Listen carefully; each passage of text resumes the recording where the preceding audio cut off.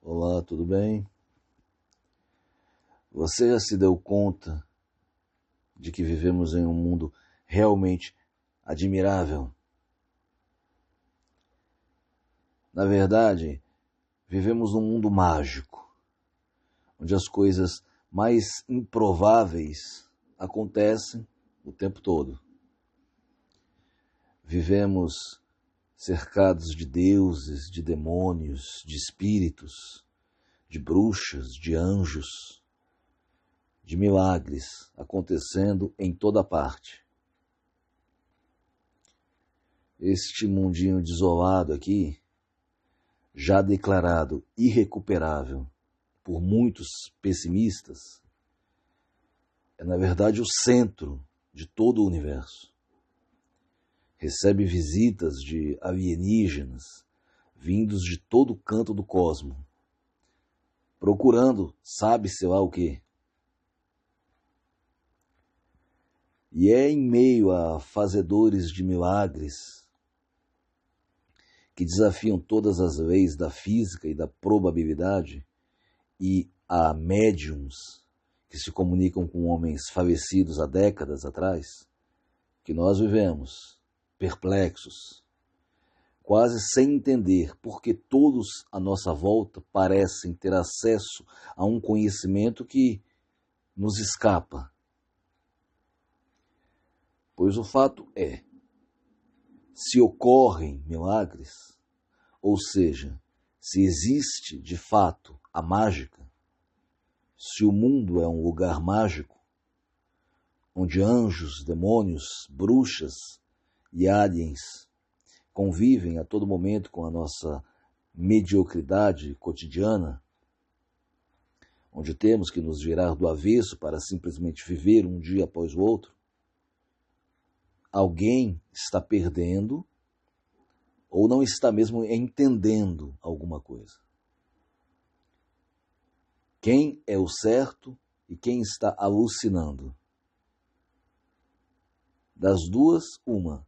Ou o milagre existe ou não. E se existir, ele deve ser verificável. Mas pensemos num milagre qualquer, tipo uma ressurreição.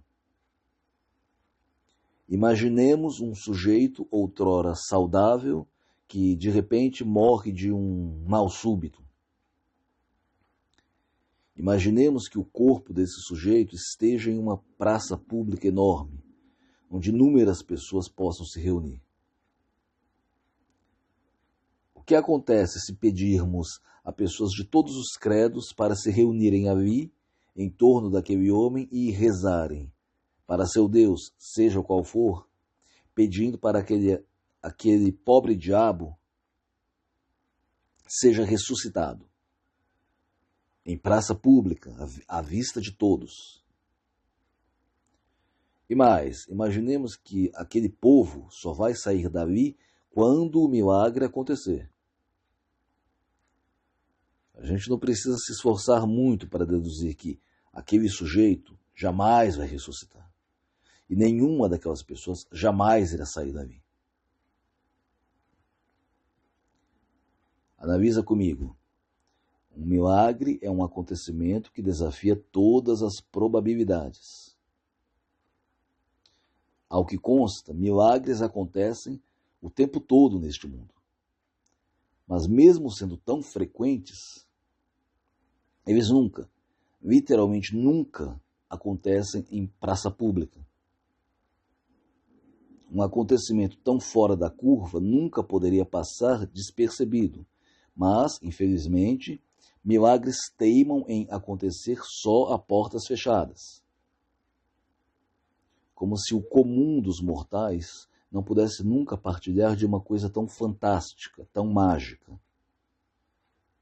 Bastaria um único milagre às vistas de todos e, voilá, milhões de descrentes perderiam o chão. Mas os milagres, como os anjos, os espíritos incorpóreos e os extraterrestres, só aparecem para um número seleto de pessoas. Aos demais resta ou esperar ser contemplado com um convite para esse grupo privilegiado ou se conformar com o fato puro e simples de que este definitivamente não é um mundo mágico. Se conformar com o fato de que, se um parente teu morrer, você e toda a tua família podem passar o resto de seus dias de vigília. Ele jamais vai ressuscitar. No final das contas, parece uma questão de escolha. Ou o sujeito escolhe viver no mundo da mágica, ou ele escolhe viver num mundo onde milagres simplesmente não acontecem e nem podem acontecer. Milagres são uma questão de fé.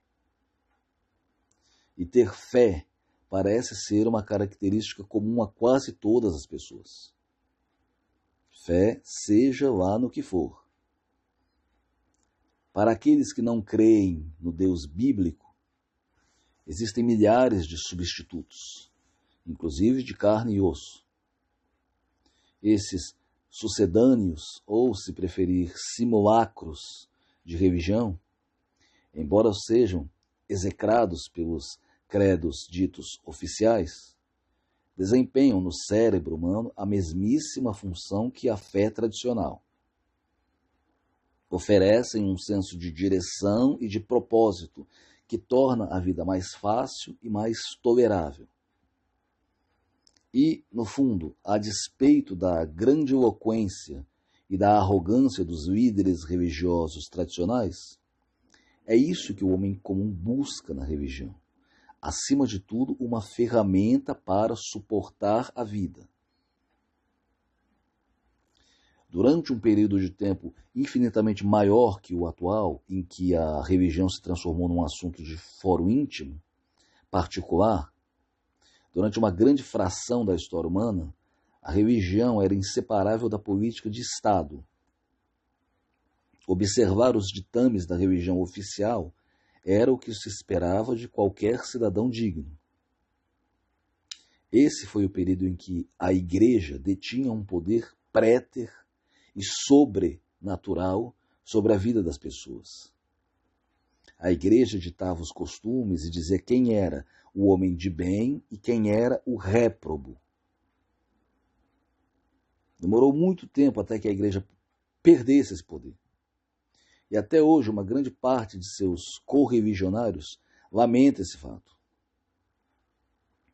Para eles, a Igreja era e é uma força necessária para impor aos homens a necessidade de observação da moral.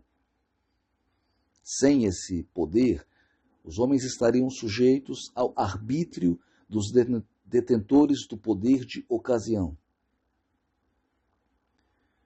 Uma postura hipócrita por parte de alguns e ingênua por parte de outros. Pois basta uma olhada breve na história da Igreja para constatar que pouquíssimas vezes ela foi liderada por homens realmente dignos de serem chamados de cristãos. Cristãos, eu digo, no sentido de imitadores de Jesus, seguidores dos ensinamentos de Jesus. Dá para contar nos dedos os líderes clericais que se encaixam ou se encaixaram nessa definição.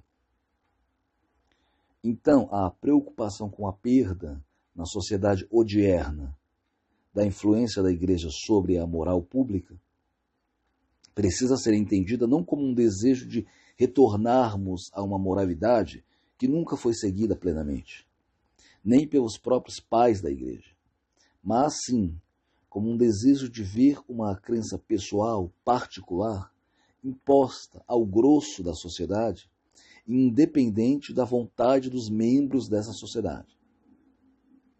Ou, em outras palavras, não se trata de um retorno à moralidade, mas do recrudescimento de um fanatismo que nós gostaríamos de já ter superado. Dessa forma, a despeito de seus ares transcendentais, a propaganda religiosa assume um caráter essencialmente prático e egoísta, E para o religioso, o seu fervor poderia ser resumido na seguinte frase: eu estou certo, você está errado.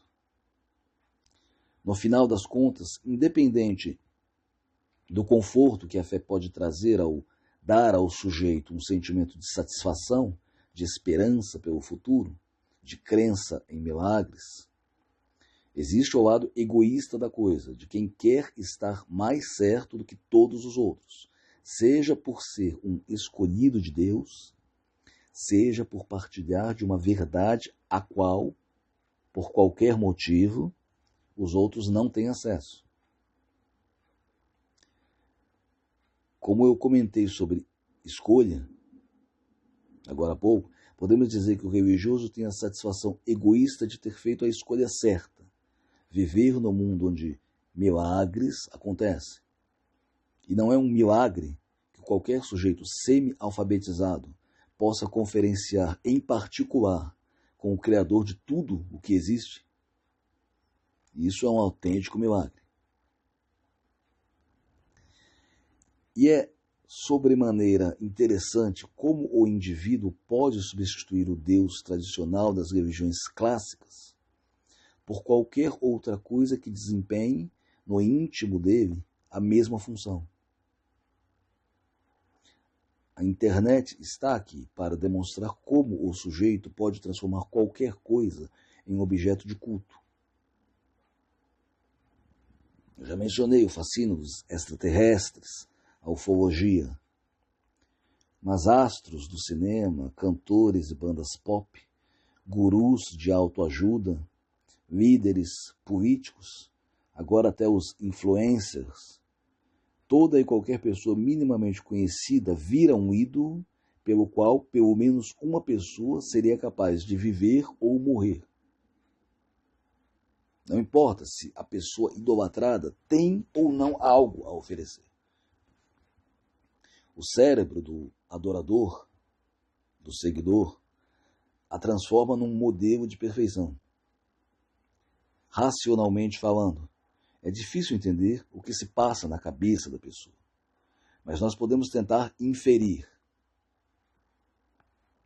Assim como o crente, à moda antiga, se ajoelha diante de seu Deus como se aquele ato de suprema humilhação e submissão, fosse a coisa mais óbvia, justa e natural a se fazer, o crente moderno não entende como outras pessoas possam não partilhar do seu entusiasmo. A sua mente criou toda uma forma de justificar para si a sua crença e a sua humilhação. Ocorre que, não importa o quão entorpecido pelo fervor religioso o sujeito esteja, uma pequena parte de seu cérebro, o lado racional, ainda se revolta contra uma submissão, uma atitude sem qualquer fundamento na realidade. Como se 90% da inteligência do indivíduo estivesse mergulhado no êxtase religioso, no êxtase da adoração. Mas 10% ainda se cobrisse de vergonha por uma situação sem qualquer justificativa plausível. Mas a parte religiosa da mente fala mais alto. E quanto mais o ambiente circundante reforce e justifique aquela crença tão adorada, melhor o sujeito se sente. Assim, metade do tempo o sujeito está ocupado com a sua fé, a outra metade está tentando converter os outros para a sua fé. A única coisa que se compara ao êxtase religioso é a satisfação de trazer novos adeptos para o seu culto. Uma dupla satisfação, que no fundo se resume a uma coisa só: o prazer egoísta de possuir a verdade, de estar certo. Aquele que faz parte do culto de uma celebridade ou de um líder religioso ou político qualquer, evidentemente possui suas faculdades mentais em ordem, até certo ponto. e lá no fundo consegue perceber o ridículo da coisa toda. Mas algo é mais forte dentro dele do que o puro e simples constrangimento. O que seria? Os religiosos tradicionais vão se apressar em dizer que as muitas formas de idolatria moderna são uma prova definitiva de que o homem tem necessidade de religião, necessidade de Deus. E quando ele rejeita o Deus da religião tradicional, por ser muito rígido e inflexível face à nossa mentalidade liberal, o indivíduo precisa dar vazão à sua necessidade de adoração, de religião, de alguma forma. Para este fim, Michael Jackson ou Jair Bolsonaro são tão eficazes quanto a Virgem Maria. Pois o sujeito ganha um altar diante do qual se prostrar, ganha um objeto de culto, alguma coisa para se manter ocupado e dar a seu cérebro um sentido de propósito. E pouco importa o quão ridículo o objeto de seu culto seja. Seja um cantor pop como qualquer outro, seja um líder político messiânico, seja uma influencer que nada tem a dizer, o que importa é a satisfação interna que aquele ato de idolatria, aquele ato religioso, traz para o sujeito. Pois basta se pensar por 5 minutos para se deduzir que idolatrar a Virgem Maria, por exemplo, não é menos ridículo do que idolatrar a Virgínia Fonseca. São duas imagens igualmente vazias, sem vida e sem nada a oferecer. Mas uma é sancionada por uma religião oficial e milenar. A outra é apenas um triste produto da nossa época. Para o cérebro do adorador, para o cérebro religioso, dá no mesmo. O que ele busca é sua satisfação interna, custe o que custar. Seja qual for o objeto que a adoração dele encontra. Onde eu estou querendo chegar aqui? Estou tentando, por acaso, dizer que a religião traz ao crente uma satisfação de ordem puramente egoísta? Mas não seria exatamente o oposto? O indivíduo não busca em um culto precisamente livrar-se de si mesmo? Entregar-se a um poder maior que ele? A fé nos acontecimentos milagrosos não evidencia nossa pequenez diante do universo? Como isso poderia ser considerado um ato de cunho egoísta? Pois é. Eu já devo ter pontuado neste canal muitas vezes que nossos atos são profundamente egoístas em sua natureza. Mesmo os atos de maior desprendimento. Mesmo ao doar meu próprio sangue para salvar a vida de um filho, com o risco da minha própria vida. Estou ali agindo de forma egoísta, buscando a satisfação de estar agindo corretamente, ou provando a mim mesmo que eu sou capaz daquele ato supremo de desprendimento. No final, meu filho pode ser salvo por aquele ato meu, e aos olhos do mundo, eu agi do modo mais altruísta possível. Mas, para mim, só para mim, o que importa é a satisfação interna. Não apenas pratiquei um ato de grande desprendimento, mas salvei a vida de uma pessoa cuja existência é fundamental para mim. Pois manter meu filho vivo é do meu maior interesse. Saindo desse exemplo da vida prática para a famosa abnegação do homo religiosus, aquela vontade de se sacrificar pelos outros que caracteriza o cristianismo clássico, continuamos no mesmo terreno, na mesma esfera. A única diferença aqui é o discurso que se adota. O meu sacrifício pelo meu filho, que não sequer ser sacrifício na realidade, não se compara ao ato de um mártir que aceita ser queimado por sua fé, certo? Pois é, mas tirando o discurso pomposo da religião, qual é mesmo a diferença? O mártir religioso nutre dentro de si a suprema satisfação deste mundo, que é a satisfação de estar certo quando todos estão errados. E você só precisa se aproximar e conhecer o discurso dele para saber que é isso que o fascina, que é isso que o move, estar certo, estar com a razão. O Deus dele, a entidade sobrenatural que ele diz servir, é só o escudo metafísico dele. O que importa realmente é a satisfação egoísta de estar com a razão, de ter visto a luz quando todos os outros permanecem cegos. Isso explica o martírio religioso e também ajuda a entender o desespero do homo religiosus em converter os outros para a sua causa. A convicção de estar certo é uma força suficientemente poderosa para justificar os sacrifícios que o fanático faz. Tipo, se abster de sexo, não comer carne, não beber, etc. A extrema certeza de ter razão, o prazer egoísta de ter olhos em terra de cego, isso compensa no íntimo do sujeito os sacrifícios a que ele se submete. E com o tempo, deixa de ser um sacrifício e passa a ser um prazer, deixar de beber, por exemplo. Mas só essa satisfação interna não é suficiente para que o indivíduo se sinta plenamente feliz consigo mesmo.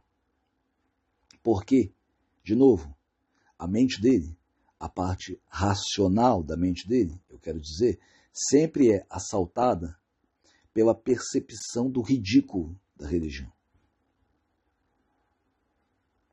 A religião é ridícula, o culto é ridículo, porque tudo é feito em nome de uma entidade que não existe nem pode existir.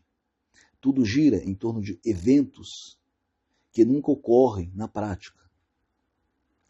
E uma parte da cabeça do crente sabe disso, tanto quanto o ateu mais empedernido.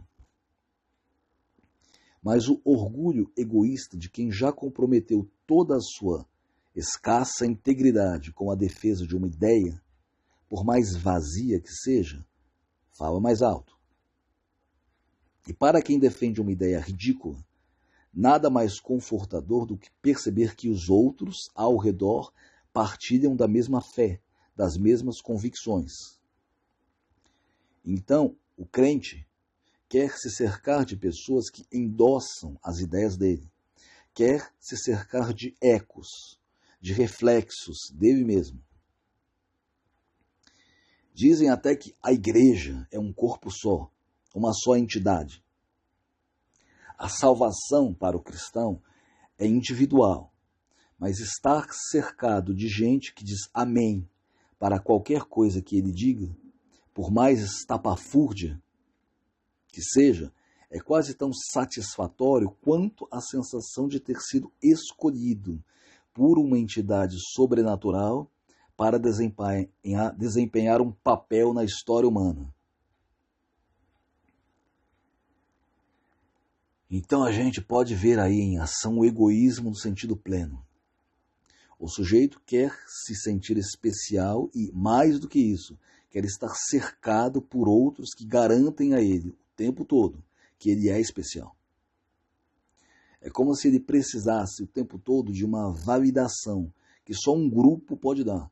Como se tivesse consciência do ridículo da sua situação, mas, ao mesmo tempo, tivesse toda aquela gente ao redor dizendo para ele: calma, você não é ridículo. Ou pelo menos, nós somos tão ridículos quanto você. Então, qual é o problema? A religião vai assim, além dessa mera reunião de ritos e frases de efeito que a caracteriza, ela tem uma camada psicológica profunda, da qual o sujeito não se dá conta, ou, quando se dá, não dá a ela a devida importância. O prazer maior do crente, além de estar com a razão, é convencer outros de que ele está com a razão. A emoção que um discurso extasiado causa num público só se compara ao gozo sexual, propriamente dito. Ter toda uma multidão gritando e dizendo amém para qualquer ninharia que você diz, te proporciona ao teu ego, eu quero dizer, um prazer similar a um orgasmo. E esse prazer vicia, tanto quanto o ato sexual em si. Por isso mesmo, o homem religioso é um viciado. Mas ele não quer se livrar desse vício, de modo algum, e ele o interpreta em termos edificantes. Estar prostrado em frente a um altar, em êxtase, não deveria parecer a um sujeito que se respeita como algo aprazível. Mas para o religioso é um prazer indescritível. Um ato de humilhação que é, ao mesmo tempo, uma suprema justificação da sua existência. Pois também se trata disso, de se justificar a própria existência aos próprios olhos, de se atribuir um valor, um significado, uma missão. Eu não vivo, Cristo vive em mim. Eu sou um escravo, um vaso do Senhor. Assim pensa o homo religiosus. Acontece que, para nós, aqui fora, observando esse sujeito extasiado com olhos críticos, o tal Senhor não existe. Só existe o adorador dele. E se nós não vamos nos dar ao trabalho de tentar arrebatar o sujeito desse êxtase, dessa prostração orgástica em que ele se sente o centro da criação, ele não pode adotar a mesma indiferença em relação aos modestos ateus, aos raríssimos ateus. Pelo contrário, terá que nos converter de qualquer modo. O que mais o desconcerta na vida é a nossa falta de entusiasmo. O quê? Jesus morreu na cruz por minha causa. É mesmo? E eu com isso? Eu pedi para ele se sacrificar por mim? E, aliás, como ele pôde se sacrificar por uma pessoa que ainda nem existia? Eu tenho que me entusiasmar porque Deus supostamente encarnou num homem há 2000 anos atrás, mas não pode fazer isso de novo, nem que a vaca tussa. Ou saindo do quintal do cristianismo, eu tenho que me empolgar pelo paraíso prometido por Maomé a seus fiéis, uma eternidade com todas as mulheres que eu quiser. Mas se já é difícil aguentar uma mulher só por um brevíssimo período aqui na Terra, imagina uma eternidade cercado delas. Por aí poderíamos citar dezenas de exemplos de dogmas religiosos, de crenças religiosas que extasiam os fiéis, mas que, a olhos racionais, parecem ideias incrivelmente estúpidas e ridículas. O crente precisa nos convencer de que ridículo mesmo é o ateísmo, é a descrença. Para que você vive? Qual a diferença entre você e um verme? Nascer, trabalhar, comer, defecar, transar e dormir. A isso se reduz a tua existência. É o que eles falam, com toda a pompa de quem julga desempenhar um papel crucial na história do universo. Como um ateu pode convencer um homo religiosus do tamanho da nossa humildade e do quanto ele é pretensioso? Imagina acreditar que um planeta, que não é mais que um grão de areia num universo infinitamente grande, tem um papel tão importante que, na verdade, é o centro desse universo. Imagina o trabalho de convencer um crente de que este universo continuará aqui, muito tempo depois do último homem ter desaparecido, e que nossa existência aqui não terá tido, no conjunto da coisa, importância alguma. Tais pensamentos, perfeitamente lógicos e razoáveis para um cérebro ateu, para um crente constituem uma reductio ad absurdum, como que uma tiração de sarro face à grandiosidade da vida. Em resumo, o sujeito, que não é quase nada, quer se sentir importante, um personagem fundamental de um grande drama cósmico. Uma luta ferrenha acontecendo neste momento entre anjos e demônios, no mundo sobrenatural, pela minha alma. E querem porque querem acreditar que por alguns momentos na história todas as leis da física pararam de funcionar concomitantemente, para que eventos altamente improváveis, ou seja, milagres, acontecessem. Uma mulher ficando grávida sem praticar sexo, um homem ressuscitando depois de morto e enterrado, e, principalmente, uma eternidade de alegria para alguém que passou só uns poucos anos aqui na Terra fazendo a vontade do tal Senhor. O que é isso tudo? Senão alguém se achar mais importante do que a nossa precária condição nos permite acreditar. A religião, nesse sentido clássico, a religião dos milagres e da promessa de vida eterna, e sabe-se lá como uma consciência vai existir eternamente separada de um corpo? Essa religião, enfim, que dominou durante tanto tempo, mas hoje é só uma sombra do que era, vai se tornar pouco a pouco uma coisa tão arcaica e demodê quanto a religião politeísta dos gregos e romanos. Já na época de Stirner, havia fortes indícios disso. O que vai restar no lugar dela são simulacros de religião, cuja vacuidade salta aos olhos. Mas, independente disso, os crentes não serão menos entusiasmados. Vejamos o que acontece com o culto às celebridades e aos influencers hoje em dia. Claro que não se reveste do mesmo ar pomposo que o culto religioso tradicional. Mas não é menos fanático por causa disso, nem os crentes são menos virulentos. Porque embora o objeto de culto mude de um ente sobrenatural para pessoas de carne e osso, lá no fundo subsiste o mesmo desejo egoísta de satisfação e autoafirmação. Você vai perceber que o fã e o seguidor se acha detentor de um segredo partilhado por pouquíssimos. Os devotos de São Michael Jackson, por exemplo, juram que se tratava do maior artista da história humana e gastam boa parte de seu tempo livre tentando encontrar justificativas que corroborem essa sua crença. Pois é disso que se trata, uma crença, sem qualquer base na realidade. Mas só quem está fora do culto percebe que Michael Jackson era um cantor pop como qualquer outro. Os fãs sabem mais, têm um discernimento melhor. E qualquer oposição ou opinião contrária só reforça o fanatismo deles. Porque lembre-se, aqui você não está só atacando o ídolo do sujeito, você está negando o egoísmo dele, e isso é inadmissível. Ele quer nutrir em si a certeza de estar certo.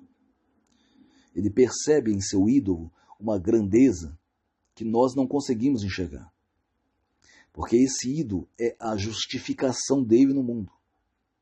Algo que lhe dá um senso de propósito. Michael Jackson já está morto há 17 anos, mas milhões se recusam a deixá-lo morrer, sem se dar conta que tudo o que fazem é continuar dando muito dinheiro aos herdeiros dele, por um tempo indefinido, já que o próprio cantor não pode mais aproveitar de nada que fazem por ele ou em nome dele. Aquilo que se aplica ao Michael Jackson ou a qualquer outro ídolo pop se aplica com ainda mais paixão em outras áreas, esportes, cultura e política, principalmente. A maior ambição que alguém pode nutrir hoje é se tornar objeto de culto. Ele não apenas terá assegurado a sobrevivência de muitas gerações de sua família, mas ganhará uma importância inteiramente desproporcional ao seu real valor. O sujeito não precisa demonstrar qualquer valor real, contudo que responda às aspirações de um certo número de pessoas. É o que realmente conta. E esse simulacro de religião, que é o culto a figuras públicas, fornece ao seguidor, ao adorador, a mesma válvula de escape que ele buscava antes na religião tradicional. A idolatria, assim como a feitiçaria e a crença na vida após a morte, está no terreno da mágica. Idolatrar alguém é esperar dessa pessoa muito mais do que ela pode dar.